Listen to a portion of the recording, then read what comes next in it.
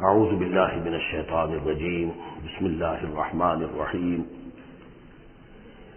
ليس البر أن تولوا وجوهكم قبل المشرق والمغرب ولكن البر من آمن بالله واليوم الآخر والملائكة والكتاب والنبيين وآتى المال على حبه ذوي القربى واليتامى والمساكين وابن السبيل والسائلين وفي الرقاب وأقام الصلاة وآتى الزكاة والموفون بعهدهم إذا عاهدوا والصابرين في البأساء والضراء وحين البأس أولئك الذين صدقوا وأولئك هم المتقون صدق اللہ العظیم۔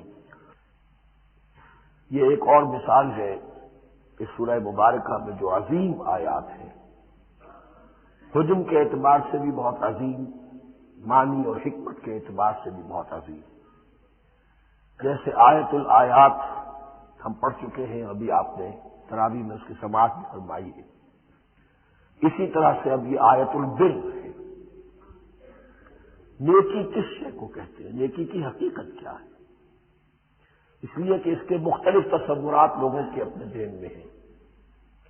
ہمارے ہاں ایک طبقہ وہ ہے جو یہ کہے گا جی بس سچ بولنا چاہیے، دھوکہ نہیں دینا چاہیے، کسی کا مال نہیں مارنا چاہیے، نیکی ہے، باقی تو مال روزہ کوئی کرے نہ کرے کیا فرق پڑتا۔ ایک طبقہ وہ ہے کہ جو گرہ کٹ ہیں، چور ہیں، اچکے ہیں، ڈاکو ہیں، لیکن یتیموں کی مدد کر دی، بیواؤں کی مدد کر دی، یہ کام ان کے ہاں نیکی ہے جو ہو رہی ہے۔ باقی وہ جسم فروش خواتین ہیں، وہ بھی اپنی نیکی کا تصور رکھتی ہیں، وہ بھی مسجدیں بھی بناتی ہیں، تعمیر کرتی ہیں مسجدیں۔ مسجد جو ہے گمری میں جہاں میں رہا ہوں کچھ عرصے، مسجد مائی وادی، وہ ایسی ایک خاتون نے بنائی تھی۔ ایک طبقہ ہمارے ہاں وہ ہے کہ جو مذہب کے ظاہر کو لے کر بیٹھ جاتا ہے، اس کی روح سے ناشنا ہو جاتا ہے، تو وہ ایسا ہوتا ہے کہ مچھر چھانتے ہیں اور سموچے اونٹ نکل جاتے ہیں۔ سودی کاروبار تم بھی کرو ہم بھی کریں گے، نہ تم ہمیں چھیڑو نہ ہم تمہیں چھیڑیں گے، ساری بحث ہوگی رفع یدین پر ہے کہ نہیں ہے، اور نماز ہو گئی کہ نہیں ہو گئی، تراویح 8 ہے کہ 20 ہے، ساری بحث اس پر ہوگی۔ تو یہ جو تصورات ہیں نیکی کے پرورٹڈ، کہ جیسے اندھوں نے ایک ہاتھی کو دیکھ کر اندازہ کرنا چاہا وہ کیسا ہے، جس نے اس کے پیر کو ٹٹول لیا، اس نے کہا ستون کے مانند ہے، جس کا ہاتھ پڑ گیا اس کے کان پر، اس کا چھاج کی طرح ہے ہاتھی۔ تو مختلف جو ہے اڑائے کچھ ورق لالے نے، کچھ نرگس نے، کچھ گل نے، چمن میں ہر طرف بکھری ہوئی ہے داستان میری۔ تو نیکی کا یہ تصور جو ہے تقسیم ہو گیا۔ یہ آیت قرآن مجید کی اس اعتبار سے عظیم ترین آیت ہے۔ نیکی کی حقیقت کیا ہے، اس کی جڑ کیا ہے، بنیاد کیا ہے، اس کی روح کیا ہے، اس کے مظاہر کیا ہے، مظاہر میں اولین شے کون سی ہے، ثانین کون سی ہے، ثالثاً کون سی ہے، اور اس پر ایک پورا علم الاخلاق جو قرآن کا ایک مکمل کتاب تصنیف کی جا سکتی ہے۔ ایتھکس، قرآنک ایتھکس کے لیے یہ آیت ایک یوں سمجھیے کہ جڑ اور بنیاد ہے۔ لیکن یہ سمجھیے کہ یہ آیت یہاں آئی کیوں ہے؟ پس منظر میں وہی تحویل قبلہ ابھی ہے۔ تحویل قبلہ کے 4 رکوع 15، 16، 17، 18 یہ تو سالڈ ہے۔ اس سے پہلے 14ویں رکوع میں آیت تھی للہ المشرق والمغرب فأینما تولوا فثم وجہ اللہ۔ ادھر بھی پھر اتنی آیتیں چھوڑ کر، اتنا چھوڑ کر پھر گئی لیس البر ان تولوا وجوہکم قبل المشرق والمغرب۔ نیکی یہی نہیں ہے کہ تم اپنے چہرے مشرق اور مغرب کی طرف پھیر دو۔ یہ نہیں کہا یہ نیکی نہیں ہے، نیکی یہی نہیں ہے، یہ بھی نیکی ہے۔ جو ظاہر ہوگا نیکی کا وہ بھی نیکی ہے، لیکن اصل سے اس کا باطن ہے۔ باطن صحیح ہے، نیک ہے، تو حقیقت میں نیکی نیک ہے، ورنہ نہیں۔ ولکن البر، بلکہ نیکی تو اس کی ہے۔ اب یہاں سے شروع ہوا جو نیکی کی جڑ ہے، بنیاد ہے۔ من آمن باللہ والیوم الآخر والملائکۃ والکتاب والنبیین، سب سے پہلے ایمان، تاکہ تصحیح نیت ہو جائے۔ یہ جو ایمان لائے اللہ پر، یعنی جو نیکی کر رہا ہے صرف اللہ سے اجر کا طالب ہے، والیوم الآخر، اور قیامت کے دن پر کہ اس کا کوئی اجر دنیا میں نہیں، صرف آخرت میں مطلوب ہے۔ ورنہ آدمی سوداگری کرے، دکانداری کرے، کپڑا بیچے، کچھ اور بیچے، دین تو نہ بیچے۔ دین کا کام کر رہا ہے تو اس کے لیے سوائے اخروی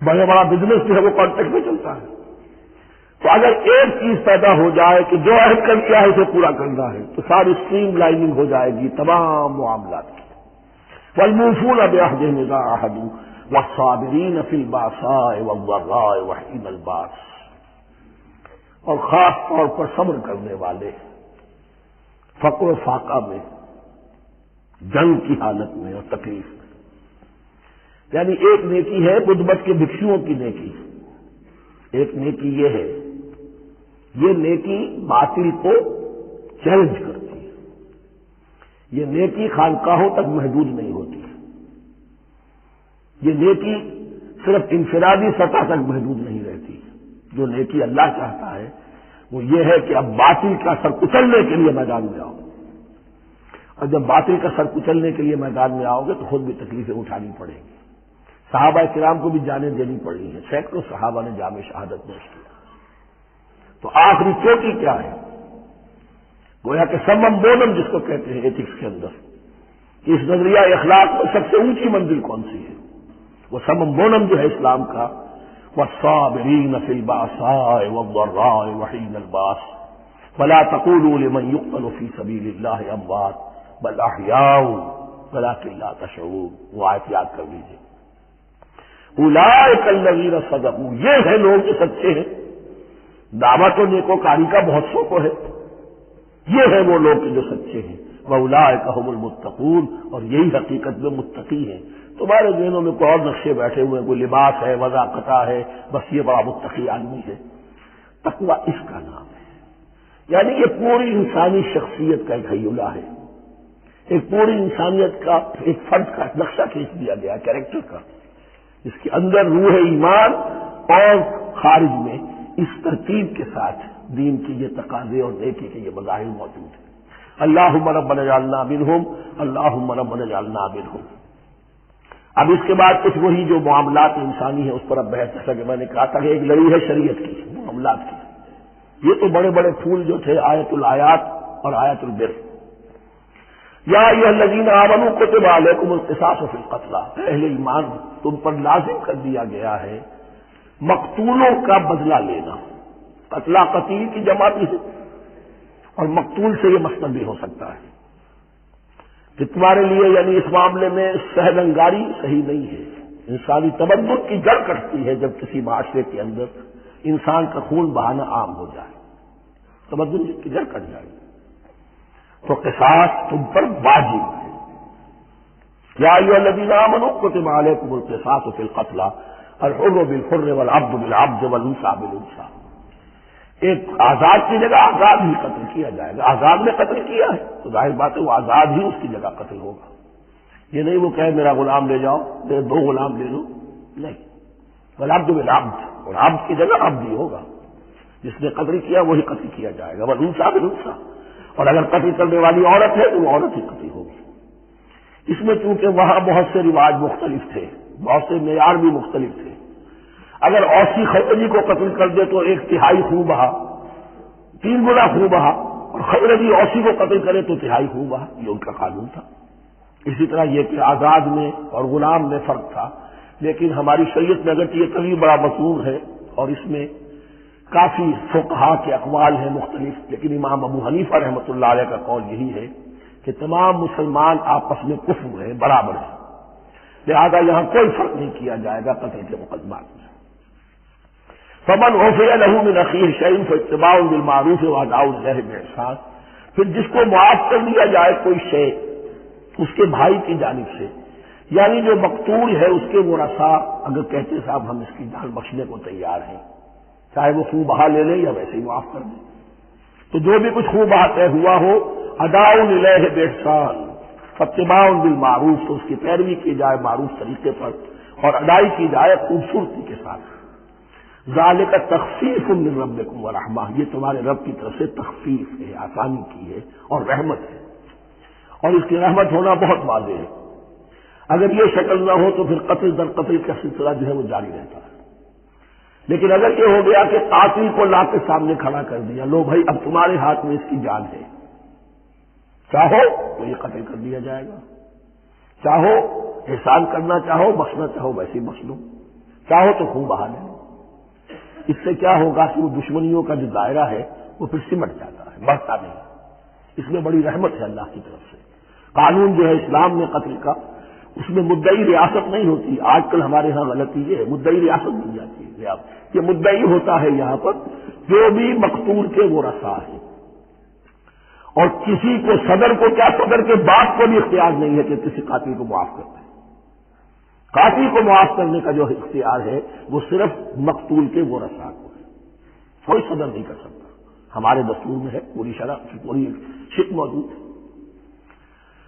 فمن اعتدی بعد ذلک فلہ عذاب علیم، جو اس کے بعد بھی حد سے تجاوز کرے گا تو اس کے لیے دردناک اور بہت بڑا عذاب ہوگا۔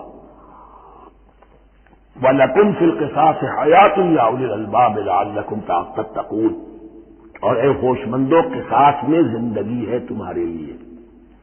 ایک روحانی تصور ہے معاف کر دینا اچھا ہے، اسلام بھی کہتا ہے ان تعفوا وتصفحوا وتغفروا فإن اللہ غفور رحیم، لیکن قتل کے مقدمات میں سہل انگاری جو ہے وہ اچھی نہیں ہے، پیروی شدت کے ساتھ ہونی چاہیے تاکہ اس سے آگے قتل کا سلسلہ بند ہو۔ وَلَكُمْ فِي الْقِصَاصِ حَيَاةٌ يَا أُولِي الْأَلْبَابِ لَعَلَّكُمْ تَتَّقُونَ، تاکہ تم بچ سکو۔ اب کوتبہ علیکم دوبارہ آ گیا۔ یہ کوتبہ کے لفظ سمجھ لیجئے، جہاں بھی کوئی شے فرض کی جائے گی، لازم کی جائے گی، وہ کوتبہ ہے۔ اسی لیے شریعت کے لیے قرآن مجید میں جو لفظ ہے الکتاب، الکتاب اس معنی میں کہ اس میں شریعت خداوندی پوری کی پوری موجود ہے۔ کوتبہ کتب علیکم اذا حضر احدکم الموت ان ترک خیرا الوصیۃ للوالدین والاقربین بالمعروف، تم پر واجب کر دیا گیا، فرض کر دیا گیا، جب تم میں سے کسی کی موت کا وقت آ جائے، اگر وہ کوئی خیر مال چھوڑ رہا ہو، دولت چھوڑ رہا ہو، تو اس کے لیے فرض کر دیا گیا وصیت کرنا اپنے والدین کے حق میں اور رشتہ داروں کے حق میں انصاف کے ساتھ۔ ابھی چونکہ قانون وراثت نازل نہیں ہوا تھا، یہ ابتدائی قدم اٹھایا گیا۔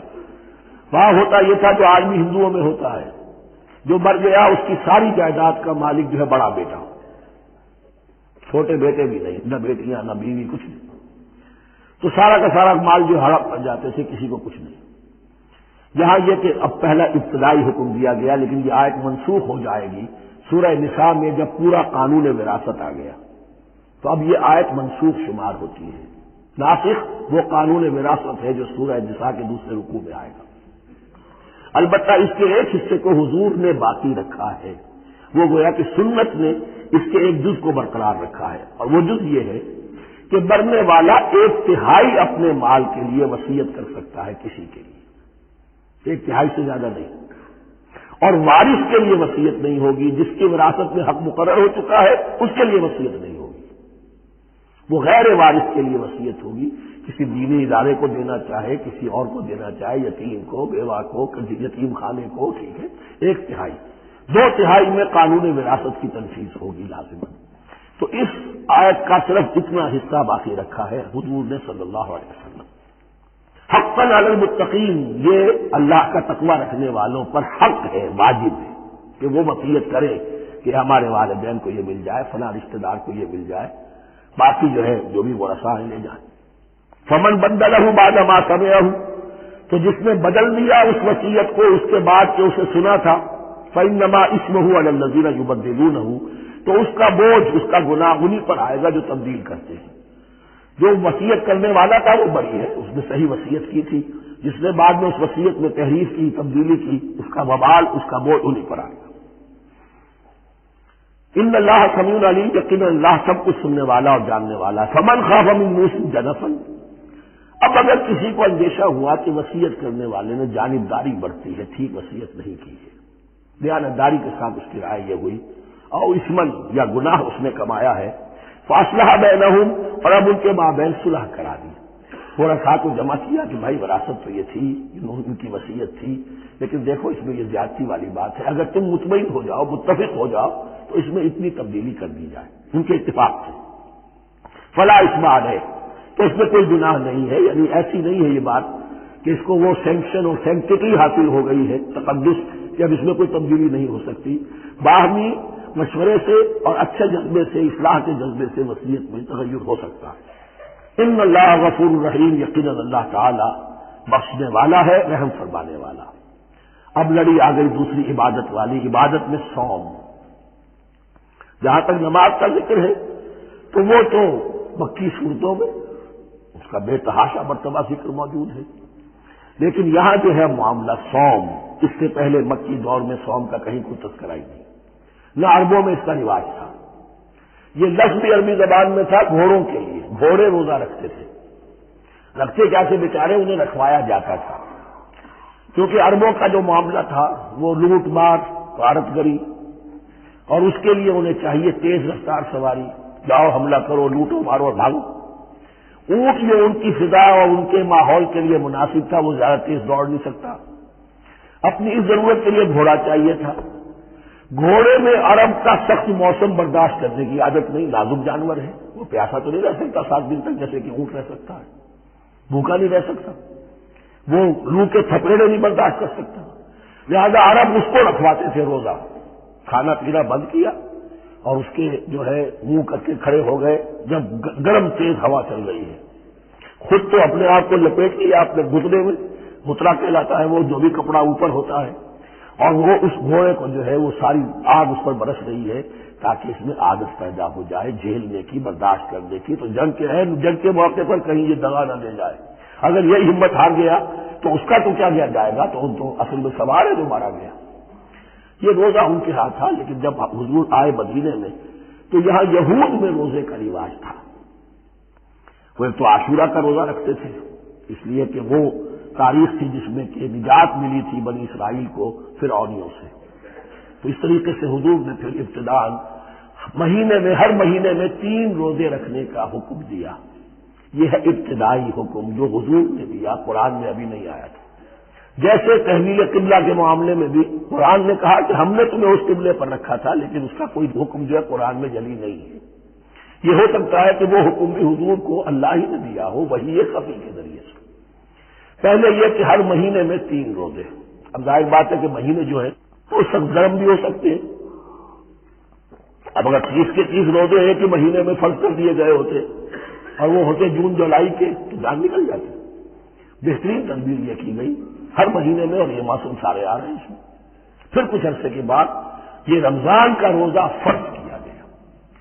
پہلا جو روزہ تھا 3 دن کا، اس میں یہ بھی تھی اجازت کہ جو اگر مسافر نہیں ہے، بیمار بھی نہیں ہے، طاقت رکھتا ہے روزہ رکھنے کی، پھر بھی روزہ نہ رکھے تو اس کا فدیہ یہ ہے کہ 1 مسکین کو کھانا کھلائے، علی الاطلاق تھا یہ۔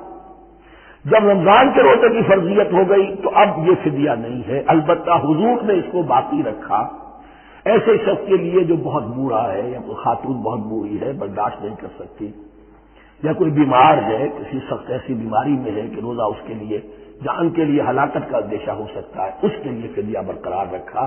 عام طور پر صحت مند شخص بھی مسافر بھی نہ ہو اس کے لیے یہ رعایت ختم ہو گئی۔ یہ ہے ان آیات کی تعبیر جس پر میں پہنچا ہوں، اور بہت پہلے پہنچ گیا تھا، لیکن تمہارا اکثر مفسرین نے یہ بات نہیں لکھی ہے تو میں جھجکتا رہا، لیکن بعد میں مجھے معلوم ہوا کہ مولانا انور شاہ کاشمیری رحمۃ اللہ علیہ کی رائے یہی ہے، تو مجھے اعتبار ہو گیا، اور پھر مجھے اس کا ذکر جو ہے یہ تفسیر کبیر میں امام راضی کے ہاں بھی مل گیا کہ متقدمین کے ہاں یہ رائے موجود تھی کہ پہلی 2 آیتیں جو ہیں اس روزے سے متعلق یہ رمضان کے روزے سے متعلق نہیں ہے، بلکہ وہ 3 ہر مہینے کی 13، 14 اور 15 ایام 20 کے روزے حضور نے بعد بھی رکھے ہیں نفلاً، لیکن شروع میں یہ 3 روزے رکھنے کا حکم دیا گیا تھا۔ پہلی 2 آیتیں اس 6 آیتوں پر مشتمل رکوع، اور یہ ایک عجیب مقام ہے۔ قرآن مجید کے احکام بہت دفعہ ہے، نماز کے احکام قرآن میں بہت دفعہ ہیں، کہیں وضو کا ہے، کہیں تیمم کا ہے، کہیں اور نماز خوف کا ہے، مختلف جگہوں پر، لیکن صوم کی عبادت پر یہ 6 آیات کامل ہیں، مکمل ہیں، اس کی حکمت، اس کی غرض و غایت، اس کے احکام سب کے سب اس میں آ گئے۔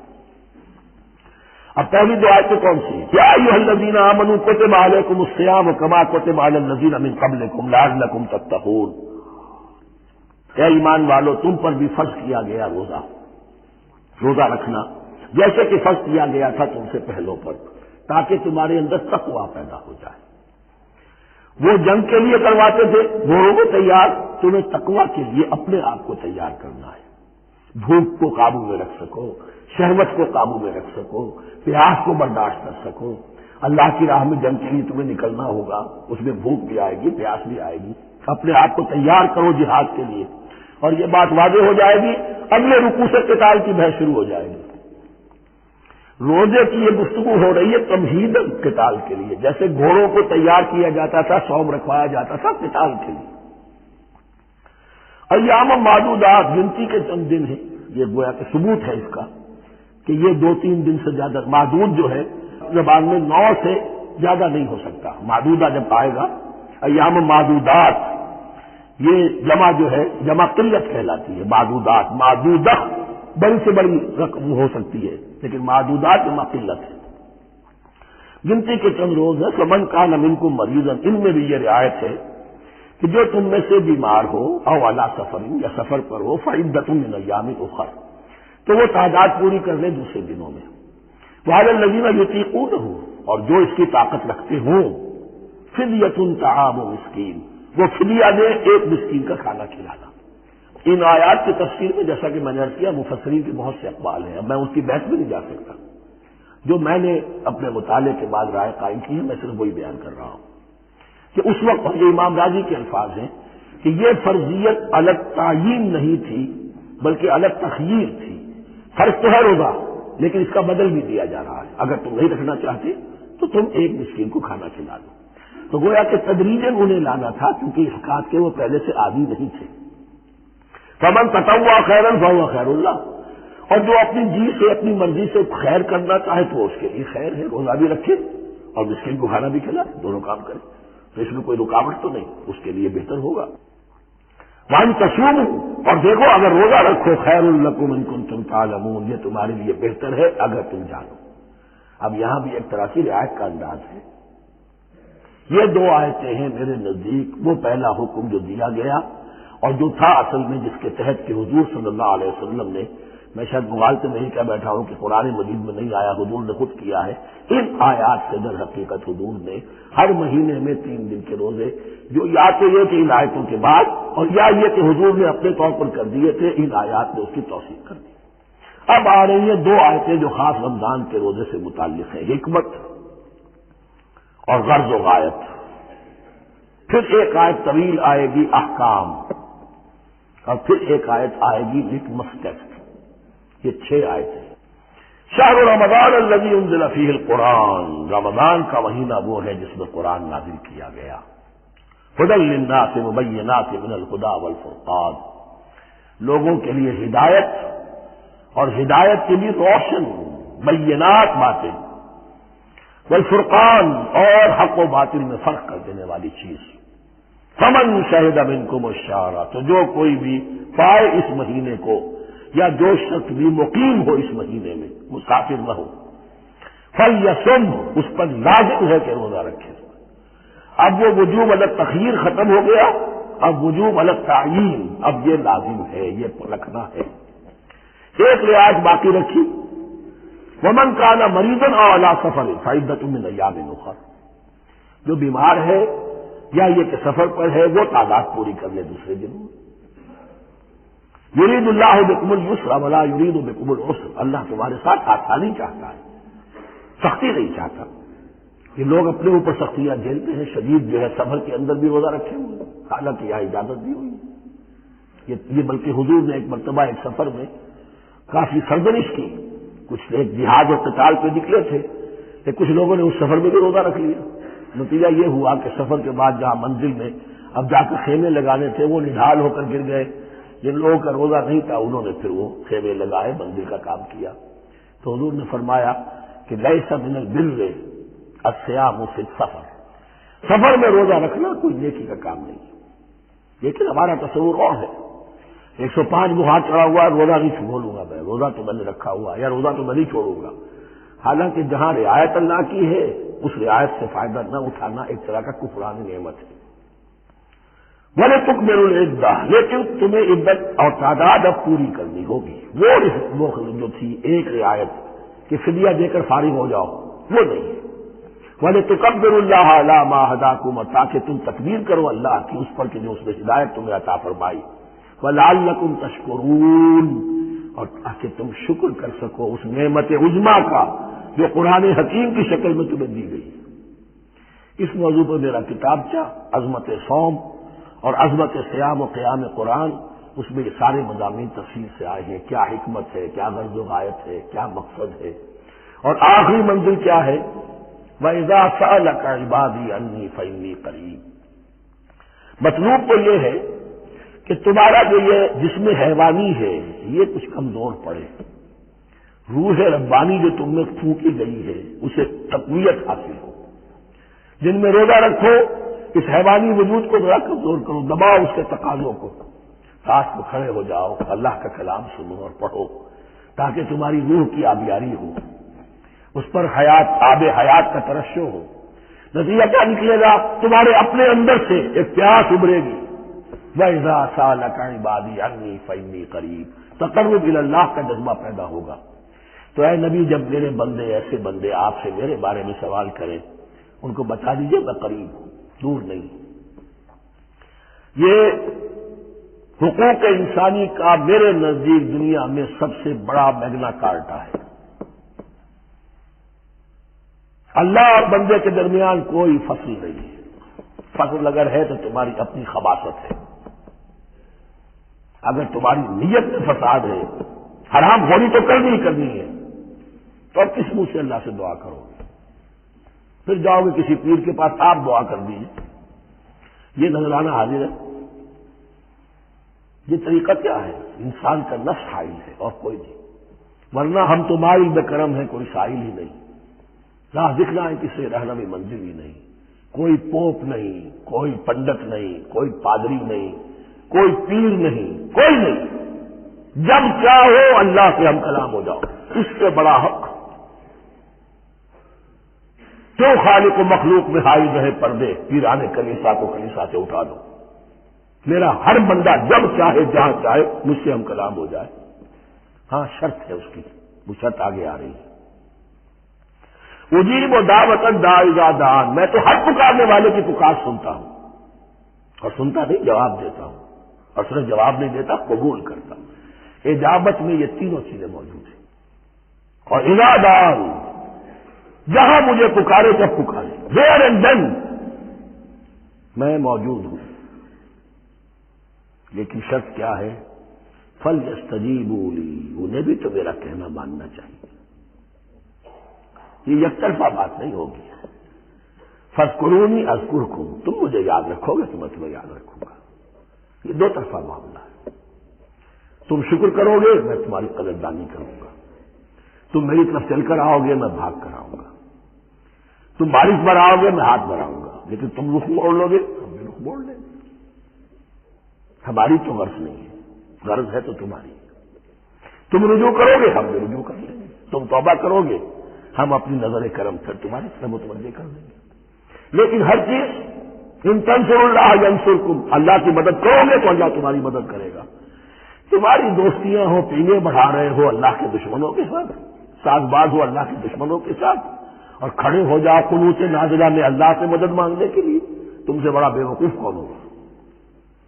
پہلے اللہ کی طرف رخ تو کرو، اللہ سے اپنا معاملہ درست کرو. ہاں اس میں کوئی یہ شرط نہیں ہے کہ پہلے ولی کامل بن. اس وقت توبہ کرو خلوص نیت سے تو سارے پردے ہٹ جائیں گے، لیکن خلوص نیت کے ساتھ توبہ. وَإِذَا سَأَلَكَ عِبَادِي عَنِّي فَإِنِّي قَرِيبٌ أُجِيبُ دَعْوَةَ الدَّاعِ إِذَا دَعَانِ فَلْيَسْتَجِيبُوا لِي وَلْيُؤْمِنُوا بِي لَعَلَّهُمْ يَرْشُدُونَ. أُحِلَّ لَكُمْ لَيْلَةَ الصِّيَامِ الرَّفَثُ إِلَىٰ نِسَائِكُمْ. اب یہ ہے احکام کی آیت، بڑی طویل ہے، کیونکہ یہود کے ہاں شریعت میں روزہ جو ہے شروع ہو جاتا تھا شام کو ہی، اور رات بھی روزے میں شامل تھی. تو تعلق زن و شو بھی نہیں ہو سکتا، اور کوئی سحری وحری کا تصور نہیں تھا. جیسے ہی سوئے رات شروع، روزہ شروع. اب اگلے دن تک غروب آفتاب تک روزہ رہے گا. ہمارے ہاں روزے میں نرمی کی گئی ہے. ایک تو یہ کہ رات کو اس سے خارج کر دیا، روزہ دن کا ہے، اور رات کے وقت تعلق زن و شو بھی ہے، کھانا پینا بھی ہے. جو پابندیاں روزے کی ہیں وہ سب اٹھ گئی. لیکن ہو یہ رہا تھا کہ لوگ سمجھ رہے تھے کہ شاید وہی جو احکام ہیں یہود کے ہاں شاید وہی ہمارے ہاں بھی ہے. اس لیے وہ ایسا بھی ہوتا تھا اپنے جذبات میں بیویوں سے مقاربت کرتے تھے، لیکن دل میں سمجھتے تھے کہ ہم نے غلط کام کیا ہے. یہاں اب ان کو اطمینان دلایا جا رہا کہ نہیں، احل لکم لیلۃ الصیام الرفث الی نسائکم، حلال کر دیا گیا ہے تمہارے لیے روزے کی راتوں میں اپنی بیویوں کے پاس جانا.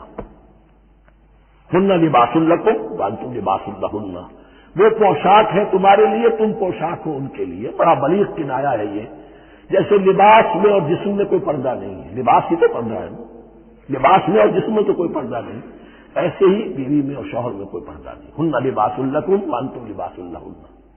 ویسے بھی انسان کے اخلاق کی حفاظت کرنے والی، مرد کے اخلاق کی حفاظت کرنے والی بیوی ہے، بیوی کے اخلاق کی حفاظت کرنے والا مرد ہے. وہ مجھے اقبال کا شعر یاد آ رہا تھا، تعلیم نئی ہو کہ پرانی، نسوانیت زن کا نگہباں ہے فقط مرد. نہ پردہ نہ تعلیم نئی ہو کہ پرانی، نسوانیت زن کا نگہباں ہے فقط مرد. بہرحال ایک دونوں کے لیے وہ ایک ضرورت بھی ہے، ان کی پردہ پوشی بھی کرتے ہیں ایک دوسرے کی، اور اس طریقے سے لباس کی جو ہے اس میں کنایا کیا گیا.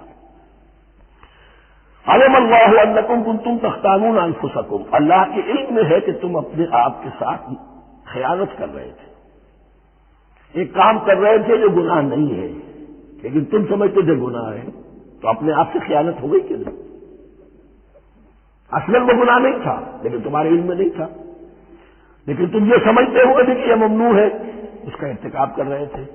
علم اللہ انکم کنتم تختانون انفسکم فتاب علیکم، تو اللہ نے تم پر نظر رحمت فرمائی، وعفا عنکم، اور بخش دیا، معاف کر دیا. جو بھی خطائیں ہو گئی ہیں وہ سب کی سب معاف سمجھو. فالآن باشروہن، اب ان کے ساتھ جو بھی تعلق ضرور ہے وہ قائم کرو. وابتغوا ما کتب اللہ لکم، اور تلاش کرو، حاصل کرو جو کچھ اللہ نے تمہارے لیے لکھ دیا ہے. کیا لکھ دیا؟ ایک تو اولاد، تعلق ضرور میں، اور ایک سکون ہے کہ جو اللہ تعالیٰ نے اس میں رکھا ہے، تسکنوا الیہا. قرآن مجید میں یہ الفاظ آئے، ایک تسکین ہے، سکون ہے. اعصاب کا تناؤ جو ہے وہ اس کے بعد جو ہے اس کے اندر ایک سکون کی کیفیت پیدا ہو جاتی ہے. اور یہی اس میں حکمت ہے کہ حضور اپنے ہر سفر میں ایک زوجہ محترمہ کو ضرور ساتھ رکھتے تھے. جب قائد کو، سپہ سالار کو کسی وقت بڑی ایسی یعنی پریشان کو صورتحال میں فیصلے کرنے پڑتے ہیں، جذبات پر دباؤ ہوتا ہے اور اعصاب پر دباؤ ہوتا ہے، کے ساتھ اگر کوئی اہلیہ بھی موجود ہو تو اس میں، اور اس کے بہترین مواقع سیرت میں آئے ہیں، وہ پھر کسی وقت میں بیان کروں گا. وابتغوا ما كتب الله لكم وكلوا واشربوا حتى يتبين لكم الخيط الابيض من الخيط الاسود من الفجر، اور کھاؤ اور پیو یہاں تک کہ واضح ہو جائے تمہارے لیے سفید دھاری فجر کی سیاہ دھاری سے. یعنی یہ پاؤں پھٹنے کے لیے استعارہ ہے کہ جب سفیدہ نمایاں ہوتا ہے ایک لکیر کی طرح، پاؤں پھٹ گئی، اس وقت تک کھانے پینے کی چھوٹ ہے، سحری جو ہے آپ کر سکتے ہیں، بلکہ کلوا واشربوا، کھاؤ اور پیو. اور اس کی حدیث میں تاکید آئی ہے، اور یہ بھی فرمایا ہمارے اور یہود کے روزے کے مابین سحری جو ہے وہ فرق ہے. تسحروا فإن فی السحور برکہ، سحری ضرور کیا کرو اس لیے کہ سحری میں برکت ہے. ثم اتموا الصیام الی اللیل، پھر رات تک روزے کو پورا کرو. اب رات تک میں اکثر فقہا کے نزدیک غروب آفتاب مراد ہے. اہل تشیع اس سے ذرا آگے جاتے ہیں کہ رات کا لفظ آیا ہے تو ذرا اور غروب آفتاب پر چند منٹ گزر جائے، لیکن ہمارے اہل سنت کے ہاں غروب آفتاب جو ہے وہی گویا کہ یہ اس کی غایت ہے.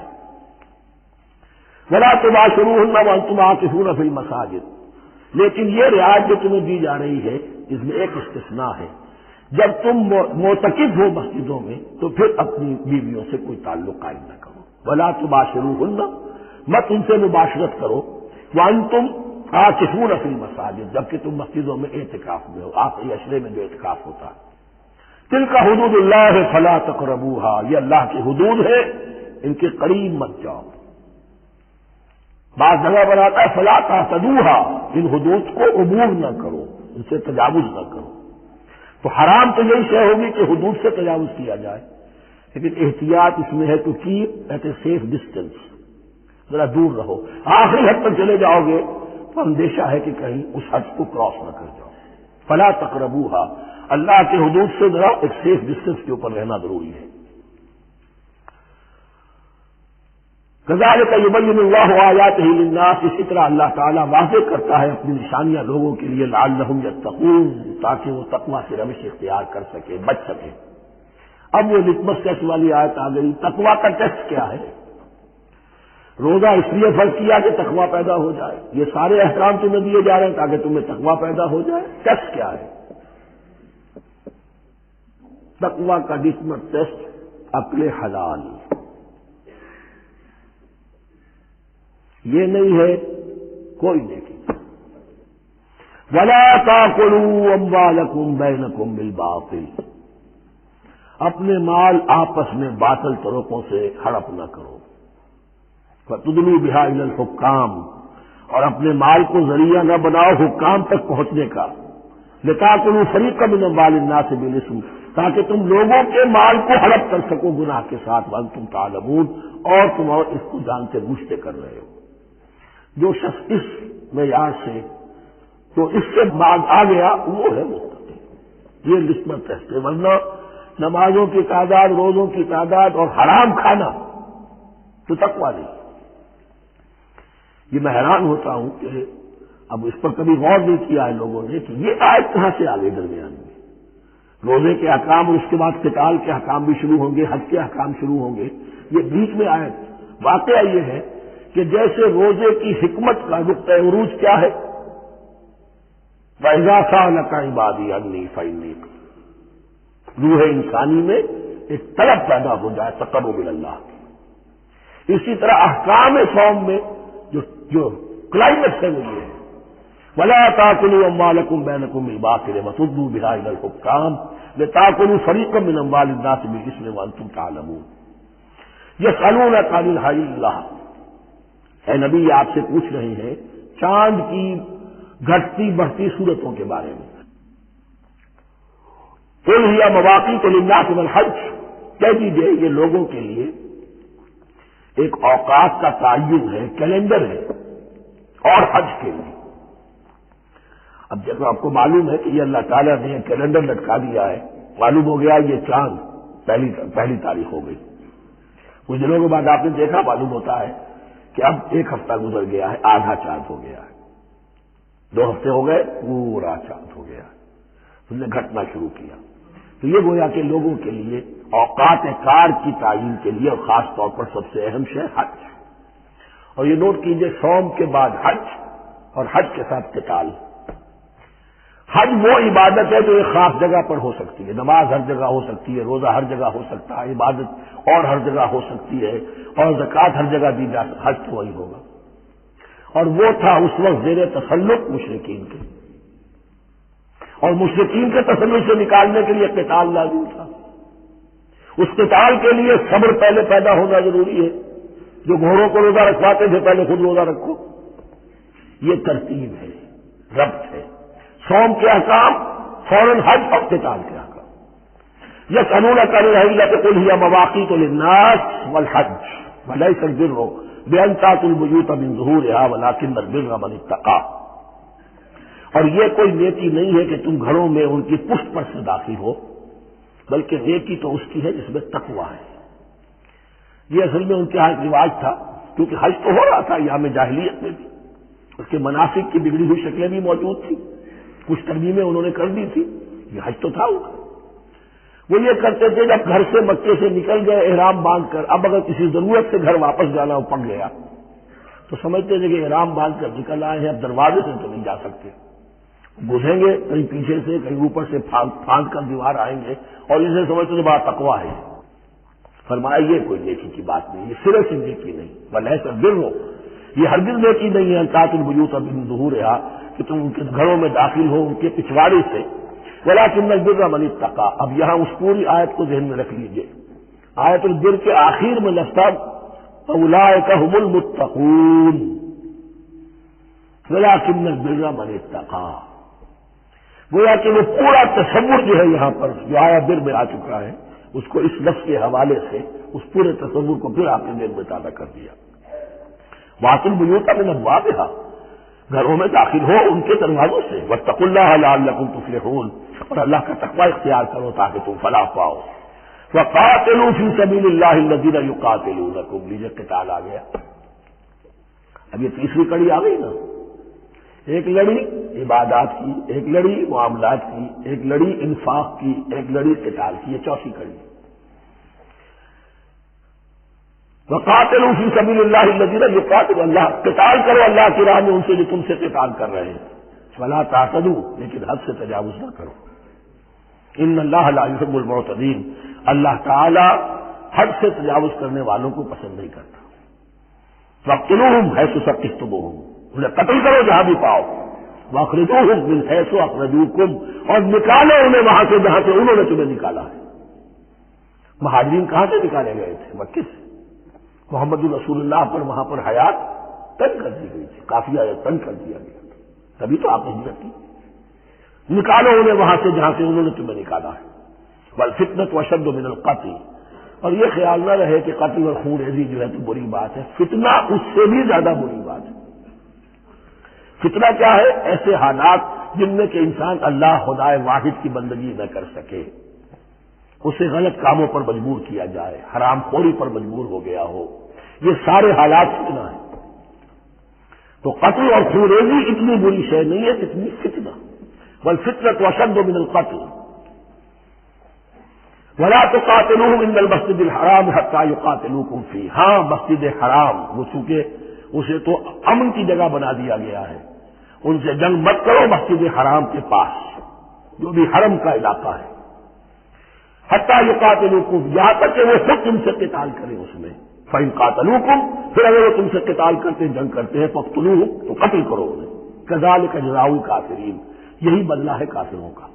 فإن انتهوا، پھر اگر وہ باز آ جائے. فلا عدوان الا علی الظالمین، تو کوئی زیادتی جائز نہیں ہے مگر ظالموں پر. الشہر الحرام بالشہر الحرام، شہر حرام کا بدلہ ہے شہر حرام. یعنی اگر انہوں نے اشہر حرم کی بے حرمتی کی ہے تو اس کے بدلے میں یہ نہیں ہوگا کہ ہم تو ہاتھ باندھ کے کھڑے رہے، کیونکہ تو اشہر حرم ہے. ایک ہے حرم زمین، ایک ہے اشہر حرم. 4 مہینے، 3 حج کے لیے ان کے ہاں تھے اور 1 عمرے کے لیے. یہ 4 مہینے تھے کہ ان کے دوران ان کے ہاں یہ طے تھا کوئی خون ریزی کوئی جنگ نہیں ہوگی. اپنے باپ کے قاتل کو بھی پالیں گے تو اس میں قتل نہیں کریں گے. تو ایک مقام ہے حرم، اس میں جنگ حرام، اور ایک وہ مہینے ہیں ان میں جنگ حرام. لیکن اگر کفر اقدام کرے تو اب یہ نہیں کہ ہاتھ پاؤں باندھ کے اپنے آپ کو پیش کر دیا جائے، نہیں، پھر جوابی کارروائی میں اگر تمہیں بھی اس کی بے حرمتی کرنی پڑے تو اس کا وبال بھی ان پر ہوگا. وَفَإِنْ انْتَهَوْا فَإِنَّ اللَّهَ غَفُورٌ رَحِيمٌ، اگر وہ باز آ جائے تو اللہ غفور اور رحیم ہے. وَقَاتِلُوهُمْ، بہت اہم آیت پہ گئی. حَتَّى لَا تَكُونَ فِتْنَةٌ وَيَكُونَ الدِّينُ لِلَّهِ. اب جب یہ جنگ کا مرحلہ شروع ہو گیا ہے دعوت محمدی کے سلسلے میں صلی اللہ علیہ وسلم، تو مسلمانوں جان لو ایک دور تھا 12-13 برس تک تمہیں حکم تھا کفو ایدیکم، مارے کھاؤ ہاتھ نہ اٹھاؤ. اب یہ نیا دور آ گیا ہے، تمہاری دعوت و تحریک جو ہے وہ نئے دور میں داخل ہو گئی ہے. اب جب تمہاری تلواریں نیام سے باہر آ گئی ہیں، اب یہ نیام میں نہ جائیں جب تک کہ فتنہ بالکل ختم نہ ہو جائے اور دین اللہ ہی کے لیے ہو جائے، اللہ کا دین قائم ہو جائے. پوری زندگی میں اس کے احکام کی تنفیذ ہو رہی ہے. یہ آیت دوبارہ آئے گی اور زیادہ بکھری ہوئی شان کے ساتھ سورہ انفال میں. وَقَاتِلُوهُمْ حَتَّى لَا تَكُونَ فِتْنَةٌ وَيَكُونَ الدِّينُ كُلُّهُ لِلَّهِ. دین کل کا کل، جز نہیں. دین کی بالادستی پوری انسانی زندگی پر، انفرادی بھی اجتماعی بھی، اور اجتماعی کے بھی سارے پہلو، politico social economic system totally وہ اللہ کے احکام کے تابع ہو. فَقَاتِلُوهُمْ حَتَّى لَا تَكُونَ فِتْنَةٌ وَيَكُونَ الدِّينُ لِلَّهِ فَإِنِ انْتَهَوْا فَلَا عُدْوَانَ إِلَّا عَلَى الظَّالِمِينَ. پھر اگر وہ باز آ جائے، صلح چاہے تو ٹھیک ہے، پھر ظالموں کے اوپر جو ہے سوائے ظالموں کے کسی پر زیادتی جائز نہیں. الشہر الحرام بالشہر الحرام، حرمت والا مہینہ بدلہ ہے حرمت والے مہینے کا. والحرمات قصاص، اور حرمات کے اندر بھی بدلہ ہے. فَمَنِ اعْتَدَىٰ عَلَيْكُمْ فَاعْتَدُوا عَلَيْهِ بِمِثْلِ مَا اعْتَدَىٰ عَلَيْكُمْ. تو جو کوئی بھی تم پر زیادتی کرتا ہے، دست درازی کرتا ہے، تو تم بھی اس کے خلاف کارروائی کرو، اقدام کرو جیسے کہ اس نے تم پر زیادتی کی۔ واتقوا اللہ، اور اللہ کا تقوی اختیار کرو۔ واعلموا ان اللہ مع المتقین، اور یہ جان لو کہ اللہ ساتھ ہے متقیوں کے، یعنی اللہ کی تائید، نصرت، اس کی مدد آئے گی اہل تقوی کی۔ اب دیکھیے وہ تیسری کڑی یہاں بہت چھوٹی سی آئی ہے، قتال کی ذرا زیادہ بڑی کڑی آ گئی ہے اور یہ چھوٹی سی کڑی آ رہی ہے۔ قتال کے لیے لازم ہے انفاق بھی۔ جنگ کیسے ہوگی اگر فوج کے لیے ساز و سامان نہ ہو، رسد کا اہتمام نہ ہو، ہتھیار نہ ہو، سواریاں نہ ہو، کیسے ہوگی جنگ؟ وَأَنفِقُوا فِي سَبِيلِ اللَّهِ وَلَا تُلْقُوا بِأَيْدِيكُمْ إِلَى التَّهْلُكَةِ، خرچ کرو اللہ کی راہ میں اور مت ڈالو اپنے آپ کو اپنے ہاتھوں ہلاکت میں۔ یعنی اللہ کا دین اس وقت اسے احتیاج ہے، وہ پیسہ چاہتا ہے۔ جیسے حضور نے تبوک کے موقع پر عام اپیل کی اور آپ اپنے مال کو لے کر بیٹھے ہوئے ہیں، تو گویا کہ آپ نے اپنے آپ کو ہلاکت میں خود ڈال دیا۔ یہ انفاق ہے، جہاد بالمال۔ وَأَنفِقُوا فِي سَبِيلِ اللَّهِ وَلَا تُلْقُوا بِأَيْدِيكُمْ إِلَى التَّهْلُكَةِ وَأَحْسِنُوا إِنَّ اللَّهَ يُحِبُّ الْمُحْسِنِينَ، اور احسان کی روش اختیار کرو، دین کے اندر بھی خوبصورتی پیدا کرو، دین میں بہتر سے بہتر مقام حاصل کرنے کی کوشش کرو۔ ہمارا معاملہ کیا، دنیا میں آگے سے آگے اور دین میں پیچھے سے پیچھے۔ دین میں یہ دیکھیں گے اس سے کم پر گزارا ہو سکتا ہو، کوئی اور شے ہو کہ جس میں اس سے کم سے بھی بات پوری ہو جائے، دین میں یہ ہوگا، اور دنیا میں آگے سے آگے ہے جستجو کہ خوب سے ہے خوب تر کہاں۔ تو اگر یہ جستجو دنیا میں ہے، اس سے بڑھ کر دین میں ہونی چاہیے۔ فاستبقوا الخیرات، نیکیوں میں ایک دوسرے پر بازی لے جانے کی کوشش کرو۔ فَأَنفِقُوا فِي سَبِيلِ اللَّهِ وَلَا تُلْقُوا بِأَيْدِيكُمْ إِلَى التَّهْلُكَةِ وَأَحْسِنُوا، اور احسان کی روش اختیار کرو۔ ان اللہ یحب المحسنین، یقیناً اللہ تعالی محسنین کو، ان لوگوں کو کہ جو درجہ احسان پر فائز ہو جائے، محبت کرتا ہے، انہیں پسند کرتا ہے۔ یہ حدیث جبرائیل اگر ذہن میں ہو تو 3 درجے ہیں، جیسے میں نے آج بتایا آپ کو، وَنَحْنُ لَهُ مُسْلِمُونَ وَنَحْنُ لَهُ عَابِدُونَ وَنَحْنُ لَهُ مُخْلِصُونَ۔ 3 درجے دوسرے ہیں، اسلام، ایمان، احسان۔ اخبرنی عن الاسلام، اخبرنی عن الایمان، اخبرنی عن الاحسان۔ احسان کیا ہے؟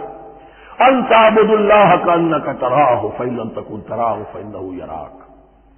یہ سارے کام جو دین کے لیے کیے جا رہے ہوں، عبادت ہے، جہاد ہے، قتال ہے، ایسی کیفیت میں، ایسے اخلاص کے ساتھ گویا کہ تم اپنی آنکھوں سے اللہ کو دیکھ رہے ہو، اور اگر تم اللہ کو نہیں دیکھ رہے تو کم سے کم یہ کیفیت تو تمہاری ہو جائے کہ تمہیں مستعجل رہے کہ اللہ تمہیں دیکھ رہا ہے۔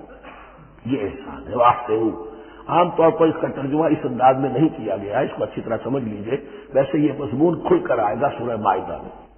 ان اللہ یحب المحسنین، یقیناً اللہ تعالیٰ محسنین کو پسند کرتا ہے۔ وَأَتِمُّوا الْحَجَّ وَالْعُمْرَةَ لِلَّهِ، اور حج اور عمرہ مکمل کرو اللہ کے لیے۔ جو عمرے کے لیے احرام تو باندھ لیا جائے گا مدینے سے 7 میل باہر نکل کر ہی، حج مکمل تو ہوگا جب طواف بھی ہوگا، وقوف عرفہ بھی ہوگا، سارے اس کے جو بھی مناسک ادا کیے جائیں گے۔ لیکن یہ کہ جو شخص بھی نیت کر لے حج کی یا عمرے کی تو پھر اسے مناسک کو مکمل کرنا چاہیے، کوئی کمی نہ رہے۔ فَإِنْ أُحْصِرْتُمْ، اگر تمہیں گھیر لیا جائے، روک دیا جائے، جیسے کہ سن 6 میں ہو گیا، صلح حدیبیہ کرنی پڑی، مشرکین مکہ اڑ گئے، نہیں داخل ہونے دیں گے۔ اگر تمہارا گھیراؤ ہو جائے فَمَسْتَيْسَرَ مِنَ الْهَدْيِ، تو جو بھی تم قربانی پیش کر سکو پیش کر دو۔ یہ دم احصار کہلاتا ہے کہ چونکہ اب ہم آگے نہیں جا سکتے، یہی ہمیں احرام کھولنا پڑ رہا ہے، تو دم احصار، یہ خون، یہ جو جانور اللہ کے نام پر ہم دے رہے ہیں، اس کی ایک طرح کا کفارہ ہے۔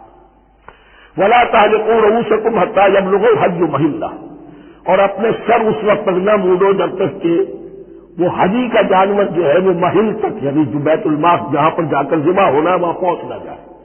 جانور تو آپ نے بھیج دیے اور وہ رکاوٹ نہیں ڈالیں گے، اس لیے کہ ان کا گوشت ان کو کھانے کو ملے گا، لہذا جانور، لیکن یہ اندازہ کر لو کہ اب اتنا وقت گزر گیا ہے کہ وہ حدی قربانی کا جانور جو ہے وہ پہنچ گیا ہوگا، حدیم بالغ الکعبہ، وہ وہاں پر اس کی اپنے مقام پر پہنچ گیا۔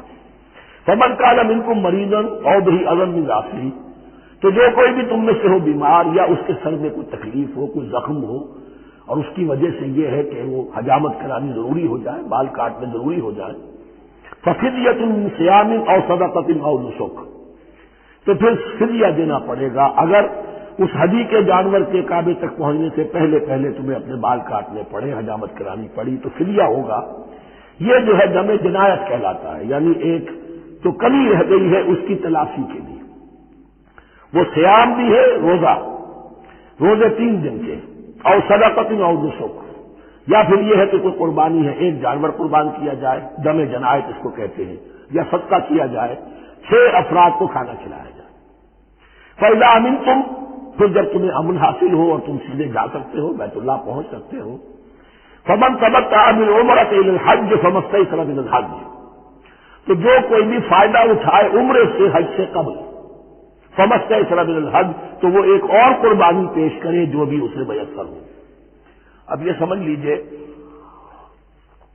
کہ حضور کی بعثت سے پہلے عرب میں رواج یہ تھا کہ ایک سفر میں حج بھی کرنا، عمرہ بھی کرنا ان کے نزدیک حرام تھا، یہ توہین تھی کعبے کی۔ حج کے لیے 3 مہینے، شوال، ذوالقعدہ، ذی الحج، اور رجب کا مہینہ ان کے ہاتھ تھا عمرے کے لیے۔ عمرے کے لیے علیحدہ سفر کرو، اس لیے علیحدہ سفر کرو۔ لیکن شریعت محمدی میں جو آسانیاں کی گئی ہیں وہ یہ ہیں کہ ایک شخص چونکہ اس ملت کو پھیلنا تھا بہت طویل علاقے پر، لوگوں کے لیے سفر آسان تو نہیں تھا، تو آپ ایسا کر سکتے ہیں کہ آپ جائیں اور عمرہ بھی کر لیں، حج بھی کر لیں۔ ایک شکل یہ ہے کہ عمرہ کیا، احرام کھول دیا، اور پھر حج کا وقت آیا 8ویں ذی الحجہ کو تو پھر احرام باندھ، وہ حج کا احرام ہو گیا، اسے کہتے ہیں تمتع۔ ایک یہ ہے کہ حج کے لیے احرام باندھا تھا، جاتے ہی عمرہ بھی کر لیا لیکن احرام کھولا نہیں، اسی احرام میں جاری رکھ کر اسے اور اسی میں حج بھی کر لیا، یہ قران کہلاتا ہے، جمع کر دیا ایک ہی احرام میں عمرے کو بھی اور حج کو بھی۔ ایک افراد کہلاتا ہے، بس ایک کے لیے صرف حج کا معاملہ شروع سے۔ تو یہاں تمتع کی جو ہمیں اجازت دی گئی ہے اس کے لیے جسے دم شکر کہتے ہیں حضرت امام ابو حنیفہ، یہ شکرانہ ہے کہ ہم ایک قربانی دیں، لیکن امام شافعی کے نزدیک یہ بھی دم جنایت ہے، یہ بھی جب ہے۔ چنانچہ امام ابو حنیفہ کے نزدیک یہ قربانی جو دی جاتی ہے اس کا گوشت قربانی دینے والا بھی کھا سکتا ہے 1/3 کے درجے میں، لیکن امام شافعی کے نزدیک نہیں ہے، یہ ایک صدقے کے اور اس کے دم جنایت کے قریب کی شے ہے، اس کا گوشت جو ہے قربانی دینے والا خود نہیں کھا سکتا۔ فمن لم یجد، اب اگر کسی کے پاس نہیں ہے یہ ہدیہ پیش کرنے کو، فصیام 3 ایام فی الحج، تو اب اس پر لازم ہے کہ حج میں 3 روزے رکھے، 7ویں، 8ویں اور 9ویں ذی الحجہ کو روزہ رکھے غیر ایام حج میں۔ 10ویں کا روزہ نہیں ہو سکتا، وہ عید کا دن ہے، یوم النحر ہے۔ وسبعۃ اذا رجعتم، اور 7 روزے رکھو جبکہ تم واپس چلے جاؤ اپنے گھروں میں جا کر 7 روزے رکھو۔ تلک عشرۃ کاملہ، یہ 10 روزے ہوں گے مکمل۔ ذالک لمن لم یکن اہلہ حاضر المسجد الحرام، لیکن یہ رعایت کہ حج اور عمرہ ایک ہی سفر میں کر لیا جائے اور ایک ہی احرام میں کر لیا جائے یا 2 احراموں میں کیا جائے، یا یہ کہ ان دونوں کو جمع کرنے کی شکل جو یہ رعایت ہے کن کے لیے؟ ذالک لمن لم یکن اہلہ حاضر المسجد الحرام، جس کے اہل و عیال مسجد حرام کے قریب نہیں رہتے، دور سے آ رہے ہیں، تو ظاہر بات ہے کہ ان کے لیے رعایت ہوگی۔ واتقوا اللہ، اللہ کا تقوی اختیار کرو، وعلموا، اور جان لو، ان اللہ شدید العقاب، یقیناً اللہ تعالی سزا دینے میں بھی بہت سخت ہے۔ بارک اللہ لی ولکم فی القرآن العظیم ونفعنی وإیاکم بالآیات والذکر الحکیم۔